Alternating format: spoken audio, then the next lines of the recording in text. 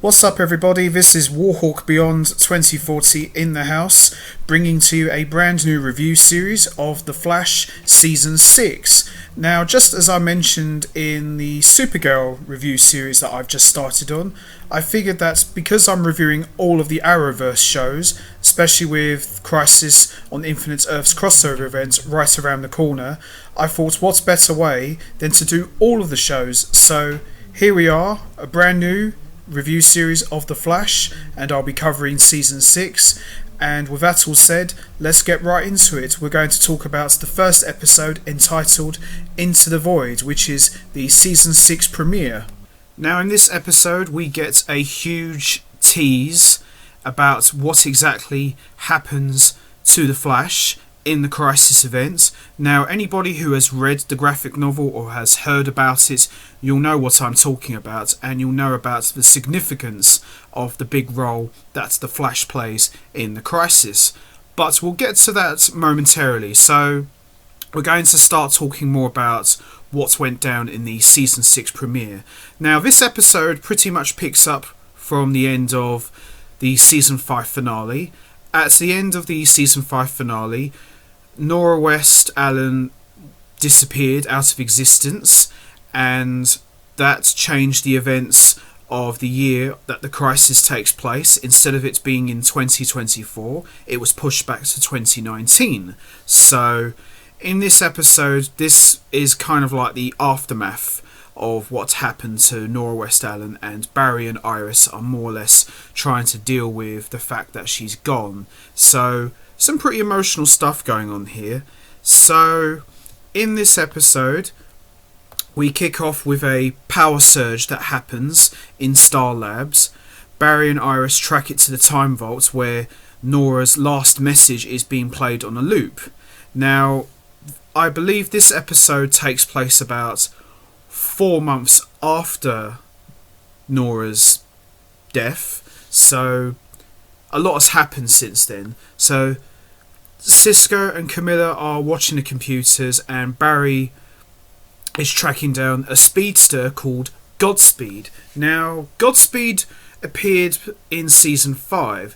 Now we don't really know who he is or where he's from, but he is another speedster that has been running around. So Barry chases after this Godspeed speedster and takes him down, and it's another dummy of the real Godspeed, August Hart. So it's not actually August Hart, it's another Godspeed. So like Cisco says, we've yet to catch the real Godspeed as of yet. So will we see Godspeed in this season? I think there's a good chance we will. When is another story, so we're just going to have to wait and see about what happens with the Godspeed character. So shortly after, we see Team Flash gather around at Cecile and Joe's place for a garden barbecue party. Iris has won the Central City Citizen Award, which has now over 100,000 subscribers. It's quite a lot, if I do say so myself. And everyone is just chilling and relaxing, bar Ralph, who is out doing his own thing. And Barry and Cisco talk about the Mac, which is a device which is going to help Barry speed think. So it will allow him to think much faster than a normal person would.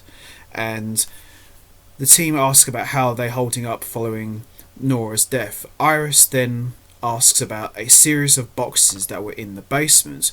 Do you know what happened to them? And Cecile says, oh, Joe threw them out. You know, he threw out the trash, you know, like he always does. And little do they know that inside one of those boxes was Nora West Allen's Excess jackets that she used to wear when she was called Excess. So Obviously, Iris is quite upset about that, and she goes to the junkyard to try and pick up the jacket, and then all of a sudden a huge wormhole opens up and sucks everything in its path.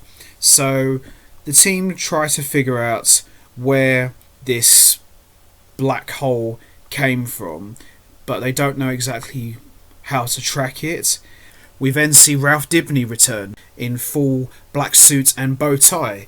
Kind of looks similar to Daniel Craig's James Bond, so to speak. So it was quite good to see Ralph return, and he's now really a serious character, because back in, I think, season 4, he was a bit of an idiot. And it's really good to see that he's come a long way from season 4, and he's really taken the role of Elongated Man very seriously. So it was great to have him back, and he's looking tremendous. He really rocks the suit, if I do say so myself. We then learn that the black holes are traced to a disgraced scientist named Chester P. Runk.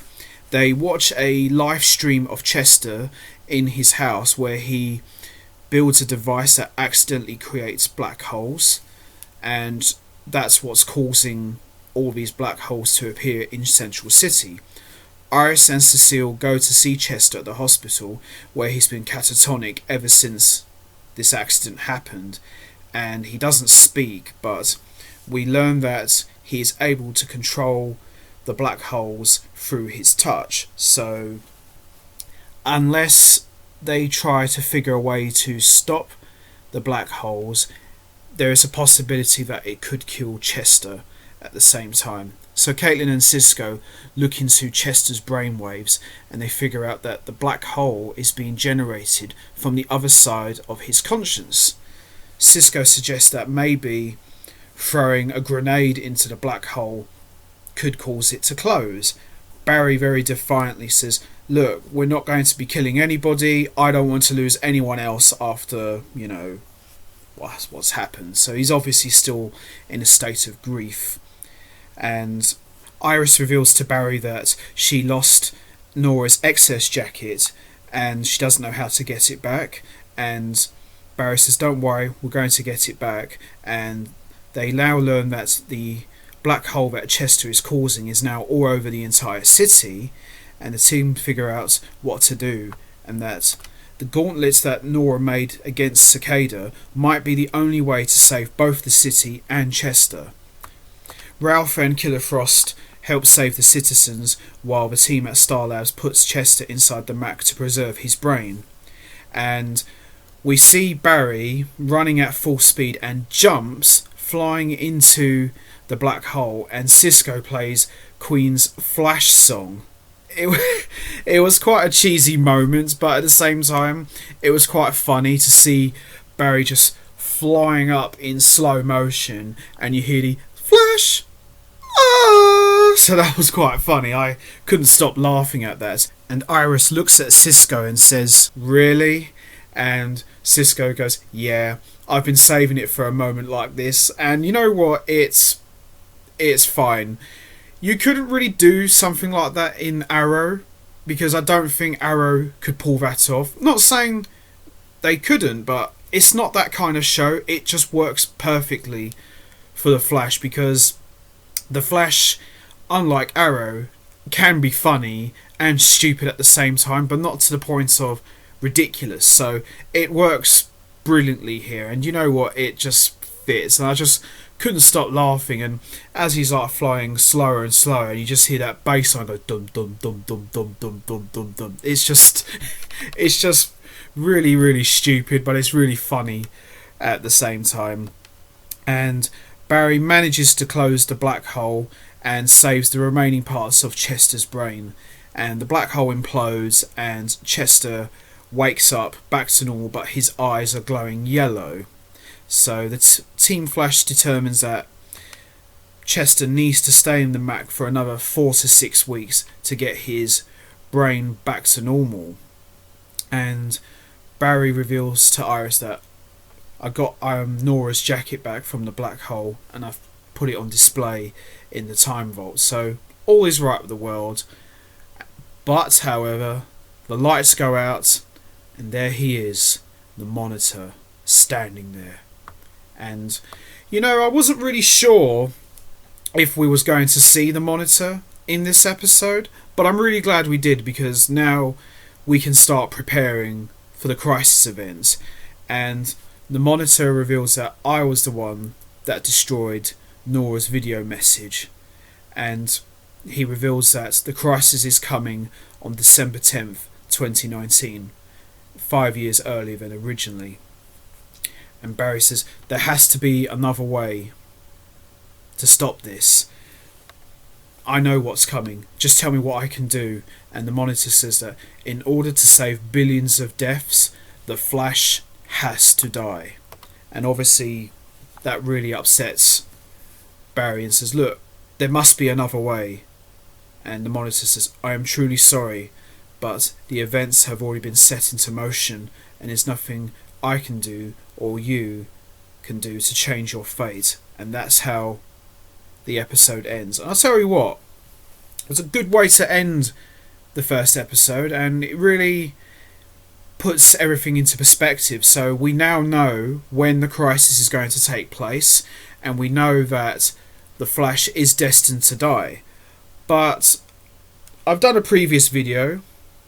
If you want to know all about that, just click on the My Theory playlist, and there's a video I done about which Flash I think could die. But the Monitor doesn't state which Flash is going to die.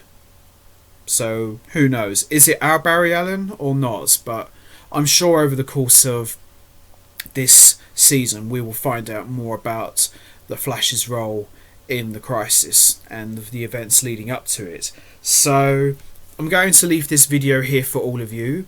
What did you think of the Season 6 premiere? Did you enjoy it? What was your favourite moments? Was there anything you didn't like? Leave your thoughts and comments down below, and I will see you all next time when I review episode 2. So till then, take care everybody.